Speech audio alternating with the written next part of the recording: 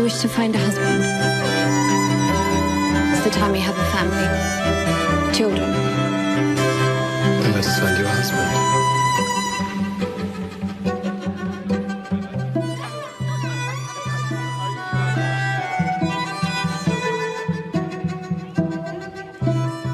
Ooh, Simon, he still gets me. That was a scene from the Netflix mega hit series Bridgerton, executive produced by the famed Shonda Rhimes.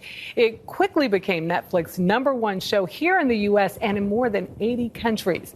Bridgerton takes viewers back to Regency-era England in the early 1800s, where a multiracial cast engages in some steamy court intrigue. And the ruler of that court is provoking some intrigue of her own, a mixed-race British queen based on a real-life but little-known figure from history.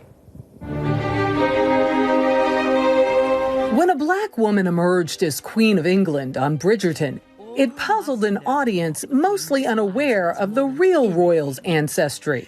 It had to have been, sort of whispered. Yes, it was floating around. It was floating around in Jamaica, for sure. Researcher Mario Valdez is the foremost authority on Queen Charlotte, the German-born princess who married King George III, the British monarch who lost America in the Revolution. We were two separate societies, divided by color, until a king fell in love with one of us. In the Netflix series, everyone recognizes Charlotte's African roots. In real life, it took some convincing. She was light-skinned. She's a German princess, but she showed very definite African features. You saw it immediately. Oh, immediately. There was no ifs, ands, or buts. I couldn't believe. And from then on, I just started working on her genealogy. And finally, it took me for almost 5 years. That research, commissioned by PBS in 1997, traced Charlotte's ancestry 15 generations to Madrigana, the Moorish mistress of King Alfonso III of Portugal. From her descendants, Charlotte inherits at least 492 lines of African ancestry. Are you like the first researcher to come up with this? Yeah, believe it or not, I am. Following his publication, a spokesperson for Buckingham Palace told the Boston Globe, "This has been rumored for years and years. It is a matter of history, and frankly, we've got far more important things to talk about." Congratulations. It became a talking point when Prince Harry proposed to a biracial American actress named Meghan Markle. Queen Sophia Charlotte was Queen of England and Queen of America, and she's a woman of mixed race heritage. The same year, Stephanie Myers authored The Invisible Queen. And the more I dug into it, the angrier I got. And I felt like, come on, I've been through school all these years and I don't know this. Myers believes that when Prince Harry and Meghan Markle tied the knot, there were nods to Charlotte all around. They got married on her birthday. They got married at Windsor Chapel. She loved to pray there. They got the title, the Duke and Duchess of Sussex. That was named after Queen Charlotte's son. He was the first Duke of Sussex. He was also an ardent abolitionist, following in his mother's footsteps. One of the things that Queen Charlotte decided early on was to make friends with some of the top abolitionists of the day. And then she decided she was not going to eat sugar because sugar was grown under slavery. So as a form of protest, she said, I'm not going to eat sugar. And they did a cartoon of her in the late 1700s where you can see her face clearly looking very Negroid, I guess you would say, her features. She was an abolitionist. And she made it very plain.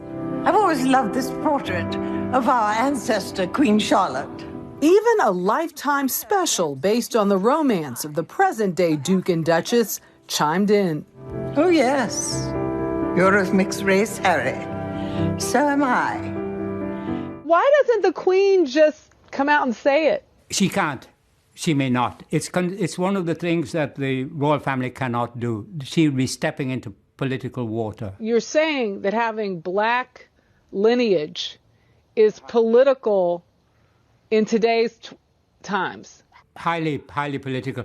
A point proven in 2008 when artist Ken Apgar was commissioned by the Mint Museum in Charlotte, North Carolina, to explore the 18th century portrait by Sir Allan Ramsay, a portrait used as propaganda in the colonies to win over enslaved blacks to Britain during the Revolutionary War. Depending on who was looking at the painting, if it was a black person or a white person, they saw her very differently. 6 square panels of the immigrant queen, the botanist and patroness of Kew Gardens, the music lover and mentor of Mozart, all below glass with statements meant to elicit conversation. A few younger people in the group that I was interviewing, one said, "No, she's just British. I don't see her being black." And this black, I think he was an art student, was looking at her, and he was so exercised about asserting that she was black. And he said to her, "Oh, yeah, she is." What ultimately does it mean? What I found so moving about what he said, everybody wants to feel they can be anything in the world. They can be whatever they want to be. As low as you can go, Lady Danbury? With these knees? Yes, Your Majesty. Perhaps the very reason why Bridgerton the series drew such a huge audience. If someone had told you the most watched program on Netflix would end up being a story about the Black Queen of England. So people, I think, fell in love with Bridgerton because all the characters that were there that were all mixed up, it was just fantastic. And in America, we need to get past all this division, all this conflict, all this hatred. That's not who we are. And so by taking stories like Queen Charlotte and Bridgerton, we can move to another level. And that's what we want to do. What's so significant about this is that Africans, period, have been so erased from the normalcy of world history. And this just proves, it just tells a tale of how the African diaspora was all over the place with significant individuals as part of it. And your question and the answer that why can't the Queen just say, yes, this is a part of our past? It's unbelievable in today's time. Even today. Fascinating story. Great stuff, Michelle. Thank you.